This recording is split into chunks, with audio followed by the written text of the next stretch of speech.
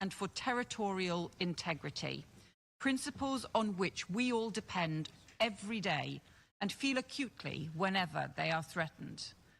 And it is an assault on the UN Charter by a member of this Security Council.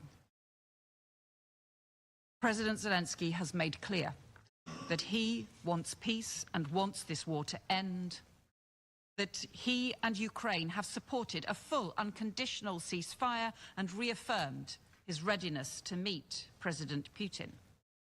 Alongside European partners, the US and President Trump are working to support a peace process, but Putin continues to choose war. He has rejected calls for a meaningful ceasefire. He has refused even to meet President Zelensky in a neutral venue.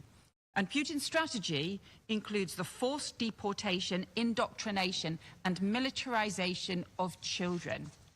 It includes the intensifying of targets against civilians, strikes on Ukrainian cities and critical infrastructure, on families as they sleep in their beds at night. Civilian casualties have risen nearly 40%, with children killed in playgrounds, diplomatic premises and government buildings damaged, hospitals and schools destroyed. And these are not accidents of war. They are the result of a cruel strategy targeting the people and communities of Ukraine.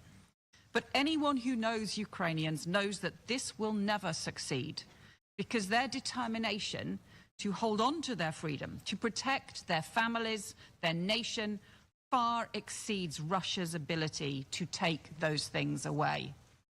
And indeed, what we have seen is Ukraine repeatedly undermine Russia's military goals, so that despite the huge Russian mobilization attempts in the last 3 years, their overall impact on their military goals has been minimal.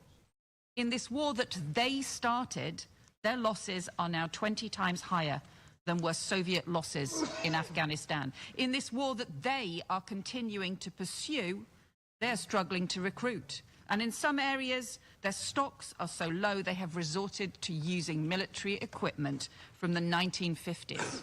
What is this for? Because as Ukraine stands firm against Russia, the United Kingdom stands firm with Ukraine. We know that Ukraine's security is our security, and all of us depend on upholding the UN Charter. We know that Russia exports interference, disinformation and instability well beyond Ukraine, from cyber attacks in Moldova to the deployment of mercenaries in the Sahel.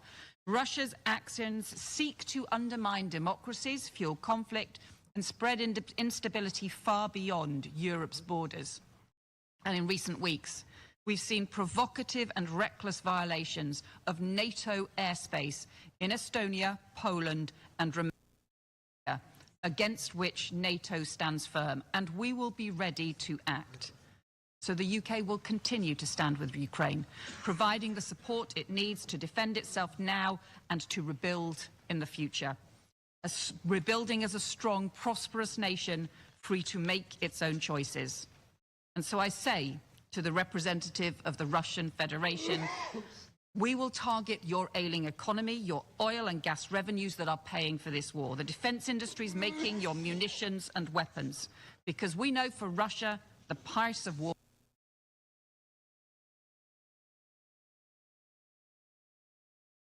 Représentant Grande-Bretagne qui a fait déclaration dans le cadre de réunion Conseil de sécurité de l'Organisation des Nations Unies qui a marqué Assemblée générale là côté que responsable au niveau Conseil de sécurité a parlé de guerre ça qui a été déroulé entre Ukraine ensemble avec la Russie avec position que en peu là de exprimer en faveur ukrainien yo malgré effort que la communauté internationale a fait pour qu'on gagne une solution dans la crise là. UK's unwavering support now and for decades to come.